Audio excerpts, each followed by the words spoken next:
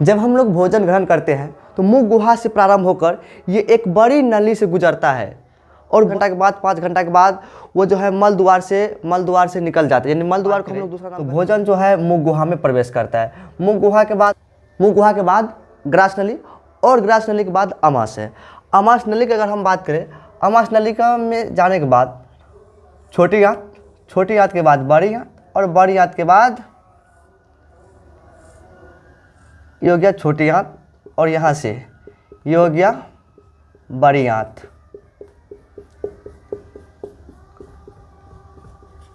यहाँ हो गया बड़ी आंत। देखिए, तो इसके बारे में एक एक करके हम लोग समझते हैं। सबसे पहले भोजन मुख गुहा में जाता है और मुख गुहा में जाने के बाद अगर हम बात करें मुख गुहा के, तो मुख गुहा में सबसे पहले जो अगर अहम भूमिका होता है, जो भोजन को जो बड़ा बड़ा टुकड़ा होता है उसको तोड़ने में जो सहायक होता है वो होता है दांतों का काम। देखिए, दांत के बारे में हम लोग पहले समझते हैं। मुख गुहा में क्या क्या चीज़ होता है? मुख गुहा में 3 चीज़ होता है।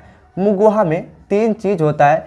पहला अगर हम बात करें तो पहला हो गया दांत, दांत के बाद हो गया जीभ और जीभ के बाद हो गया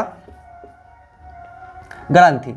मुंह में अगर हम बात करें ग्रंथि, जिसे हम लोग थूक भी कहते हैं अपने बोलचाल के भाषा में, तो थूक यानी कि लार, उसे हम लोग क्या कहते हैं? लार। मुंह में 3 जोड़ी लार ग्रंथि पाई जाती है। 3 जोड़ी लार ग्रंथि पाई जाती है। 3 जोड़ी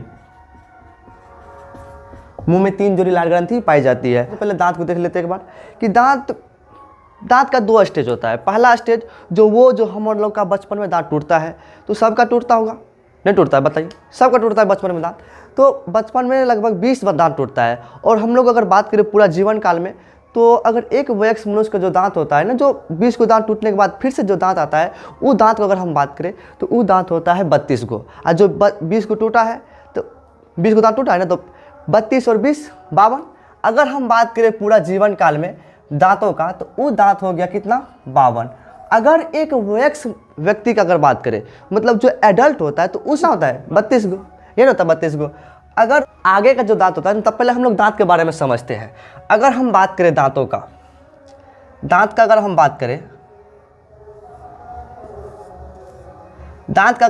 करें दांतों का, तो दांतों का जो ऊपरी परत होता है ना, दांतों का वो बना होता है इनामेल का, और इनामेल के अंदर जो होता है वो होता है डेंटाइन।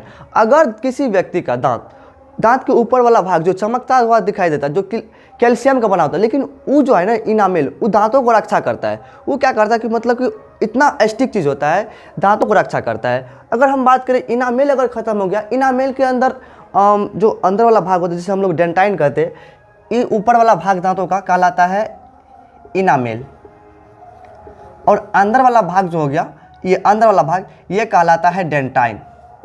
मतलब दांतों का ऊपरी परत जो बना होता है इनामेल का, और अंदर वाला परत बना होता है डेंटाइन का। अगर ये इनामेल ख़त्म हो गया, इसका मतलब अंदर वाला भाग जो डेंटाइन है, वो ऐसे समझिए कि बिस्कुट के ऊपर में अगर कवर नहीं चढ़ाएंगे हम लोग प्लास्टिक, तो पानी आया, कोई भी चीज़ आया तो उसको गला दिया, हवा भी लगा गल जाएगा। तो उसी प्रकार से डेंटाइन बहुत कमज़ोर चीज़ होता है। ये बात सब समझ में आ गया?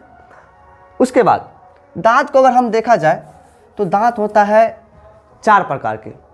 दांत कितने प्रकार के होते हैं? 4 प्रकार की। अगर हम बात करें दांतों में से 4 प्रकार का कौन कौन दांत होता है, देखिए, पहला दांत जो हमें आगे में दिखाई देता है उसे हम लोग कहते हैं इंसाइजर। उसे कहते हैं इंसाइजर।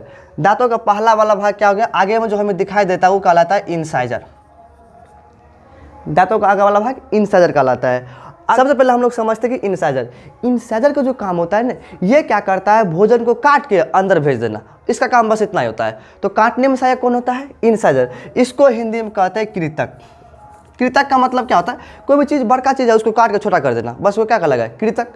उसके बाद होता है अगला जो दांत होता है, जो फाड़ने में मदद होता है। मतलब कि जब कोई भी चीज़ हम लोग खाते हैं तो उसको फाड़ने में भी सहायक होता है। तो समझ में आ गया? कैनाइन। अगला दांत होता है कैनाइन। अगर हम बात करें कैनाइन का, तो कैनाइन एक लोग में उतना बड़ा होता नहीं। हम लोग तो हो भाई सर्वाहारी सब कुछ खाते हैं, तो इसमें क्या हो गया? तो हम लोग में जो है सब दांत लगभग जो है मीडियम में रहता है। लेकिन अगर आपने हाथी में देखा होगा तो हाथी का जो दांत होता है ना, ये बड़ा होता है। ये क्या होता है? बड़ा होता है इस साइड से। तो ये इंसाइजर ही हाथी का दांत क्या होता है? बाहर होता है। तो हाथी का हम लोग का दो, मतलब उसका खाने का दांत अलग और दिखाने का दांत अलग होता है। यही कहावत नहीं सुनेगा, मतलब कि करने के लिए कुछ और दिखाने के लिए कुछ और। तो ये बात होता है इस सब में। तो बस हाथी के जो दांत होता है वो दोनों बाहर होता है, तो वो दांत जो हो गया वो हो गया इंसाइजर। वो क्या हो गया? तो कैनाइन क्या होता है? कैनाइन को हिंदी में कहते हैं रदनक। रदनक तो दांत का भी बहुत बड़ा योगदान होता है हम लोग के जीवन में। अगर दांत ना होगा तो भुजा भी खाना अच्छा नहीं लगता है ना? हाँ। उसके बाद देखिए, अगर सारी जीभ में जो होता है कैनाइन बड़ा होता है। अगला दांत होता है प्रीमोलर। ये जो प्रीमोलर होता है ना, ये बच्चों में खास कर नहीं होता प्रीमोलर। बच्चा में कौन दांत नहीं होता? प्रीमोलर। ये दांत हो गया प्रीमोलर, ये दांत हो गया प्रीमोलर। प्रीमोलर, प्रीमोलर इसका काम क्या होता है? मतलब जो हम लोग भोजन को ले गए, काट के ले गए, उसके बाद फाड़ दिए, उसके बाद अगला काम होता है पीसने का काम। पीसने और चबाने का जो काम होता है ना, प्रीमोलर का होता है। बच्चों में और यही प्रीमोलर नहीं होता है। ये बात समझ में आ गया? उसके बाद होता है, बना देते हैं, ये हो गया। उसके बाद देखिए, ये हो गया प्रीमोलर। उसके बाद जस्ट बगल में क्या होता है? मोलर। तीन को क्या होता है? एक साइड मोलर। हम बात करें मोलर का, तो मोलर का भी वही काम होता है। मतलब कि उधर से गया भोजन और उसके बाद चबाने और पीसने का काम किसका होता है? मोलर का। लेकिन अगर हम बात करें, हम लोग में जब तक एडल्ट नहीं हो जाते हो, यानी वयस्क नहीं होते, तब तक हम लोग में जो है ये मोलर नहीं आते। मोलर को हम लोग जो है बोलते हैं अकल का भी दांत बोल सकते हैं। मोलर को अकल का भी दांत बोल सकते हैं। ये बात समझ में आ गया? देखिए, अब हम लोग समझते हैं, दांत के बारे में समझ गए। मुंह गुहा में सबसे पहले क्या समझे हम लोग? मुंह गुहा में पहला स्टेज क्या था इसका? मुंह गुहा में हम लोग समझ रहे थे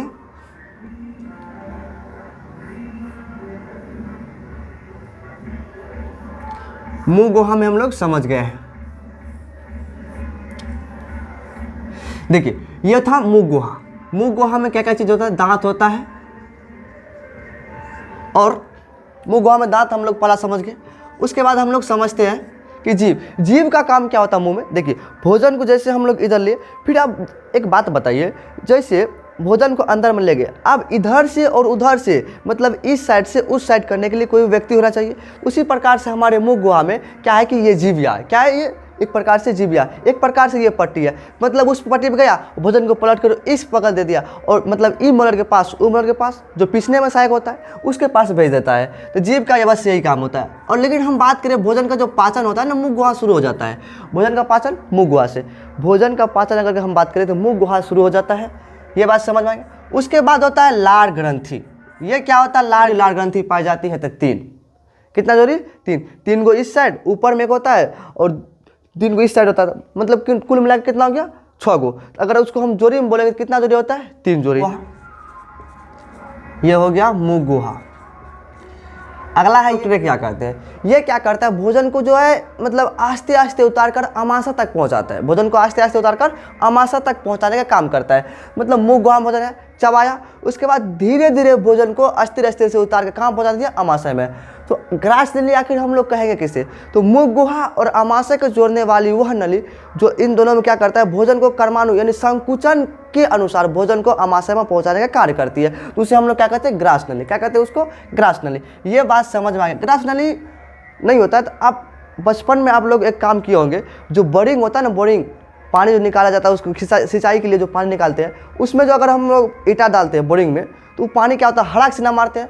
अगर सोचिए ग्रास नली में ये जो अभी बनाया है ना, ये अगर नहीं होता तो इसी प्रकार से क्या हो जाता है कि मतलब कि भोजन को जो अस्थिर अस्थिर नहीं उतारते, मतलब मुंह में लिए, चबाए, उसके बाद पेट में जाकर गिरा हमाशय में, यानी कि अमाशय में। कहाँ गिर गया? अमाशय में। तो ग्रास नली का बहुत बड़ा योगदान होता है भोजन को अस्थिर अस्थिर अमाशय तक पहुँचाने में। अगर हम बात करें इसका, ये बात समझ में आ गया? ग्रास नली किसे कहेंगे बताइए? तो ग्रास नली हम उसे कहते, उस नली को कहते हैं जो मुंह गुहा और अमाशय को जोड़ता है। ये बात समझ में आ गया? और ये भोजन को आस्ते आस्ते उतार कहाँ पहुँचता है? यानी कर्माणु कुंचन के माध्यम से, यानी कि संकुचन के माध्यम से ये भोजन को उतार कर कहाँ भेज देते हैं? अमाशय में। अब समझते हैं हम लोग अमाशय, यानी जिसे हम लोग पेट कहते हैं। थोड़ा बड़ा चित्र बनाते हैं इसका, ताकि समझने में हम लोग को दिक्कत ना हो। देखिए, अमाशय में अगर हम बात करें तो जो हम लोग भोजन ग्रहण करते हैं, भोजन को हम लोग जो ग्रहण करते हैं, तो भोजन जब हम लोग ग्रहण करते हैं उसमें ढेर सारे बैक्टीरिया होता है। क्या होता है? ढेर सारे उसमें बैक्टीरिया होता है। और उस बैक्टीरिया को नष्ट करने के लिए, अमाशय में पाया जाता है हाइड्रोक्लोरिक अम्ल, बोले तो HCl। क्या पाया जाता है? हाइड्रोक्लोरिक अम्ल। जैसे पेट में भोजन आया,